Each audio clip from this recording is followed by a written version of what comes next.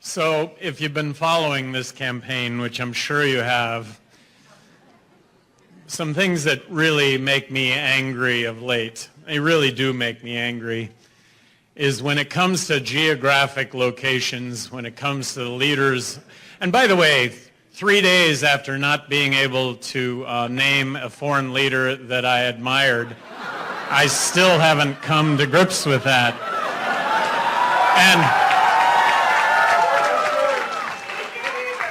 And never having been involved in politics before becoming governor of New Mexico, one of the things I was really surprised at were all of these people that I held up on pedestals that I came to meet for the first time. And what I realized were that, you know what, they were so many of them were placeholders. They weren't concerned with policy. They were concerned about getting reelected. And so I was jaded in that regard. But when you look at dotting the I's and crossing the T's on geographic locations, leaders of foreign countries, you know, that's a function on Google that lasts about 5 seconds.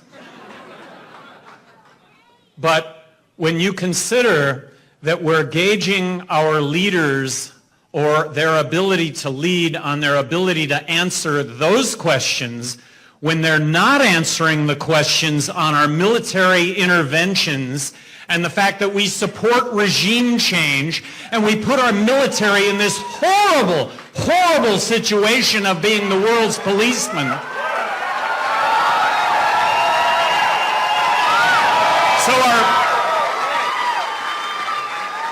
So our men and servicewomen are getting killed, they're getting hurt, they're getting maimed. There's a psychological consequence that goes along with being involved in these countries where hundreds of thousands of innocent people are being killed, and our leaders are putting them in that situation. That is untenable, and that has to stop.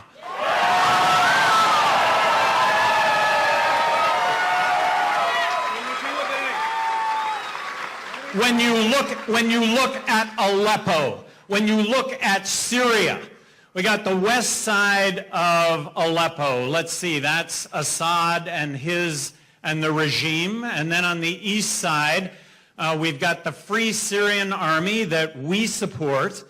But they're hand in hand with the Islamists that we don't support.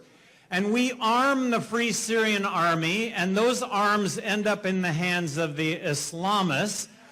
And then we've got Raqqa, and Raqqa, let's see, a lot of that came about because of our invasion of Iraq and Saddam's henchmen fleeing to Raqqa and organizing what 2 years ago we didn't even recognize as ISIS, but now today we recognize as ISIS.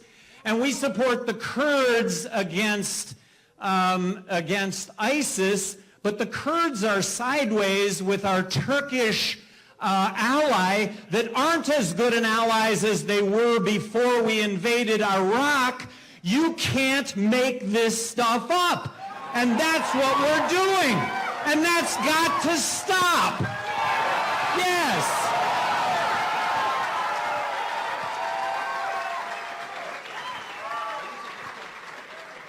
Juan said it. Nick said it. We're leading among independent voters.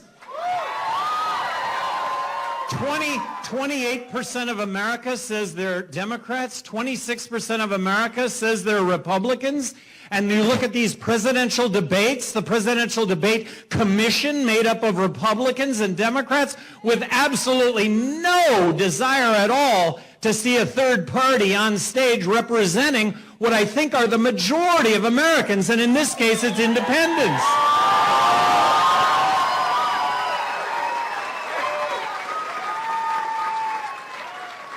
And then among young people, we've just pulled equal to Hillary among millennials. And the largest demographic group that exists in America today. And a report that's coming out that she's spending tens of millions of dollars to discredit me which is tens of millions of dollars more than we have to spend on this entire campaign. That is outrageous. That is just outrageous. But that's where we're all at right now. We're all at this inflection point in America, and we do have a chance to change things. And a third demographic poll that I just think really bears repeating over and over again: we're leading among active military personnel,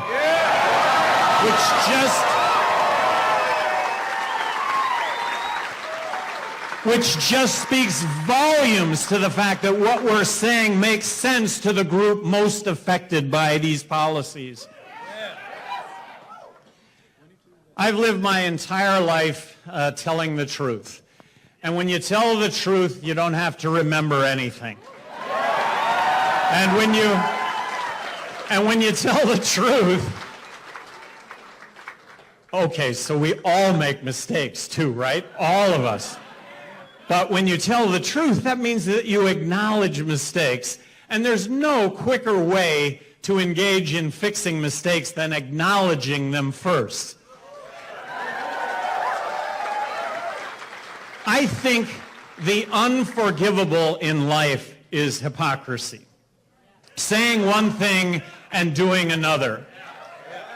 Bill Weld and I are not hypocrites. And Bill Weld, beyond my wildest dreams, Bill Weld is my running mate. Bill Weld was a role model for me prior to becoming governor. Bill Weld in 1997, to refresh your memories, was nominated to be ambassador to Mexico, but his ambassadorship was blocked by Jesse Helms because Bill Weld in 1997 was pro-gay rights, he was pro-woman's right to choose, and he was pro-medical marijuana. This was in 1997.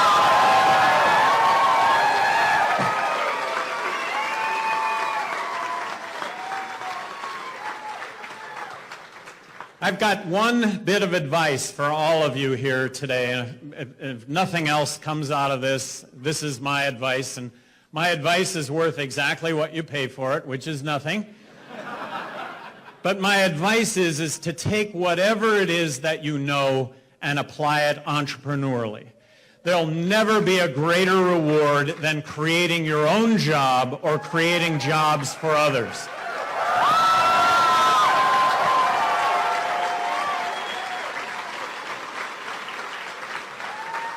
And government is making it more and more difficult to do that.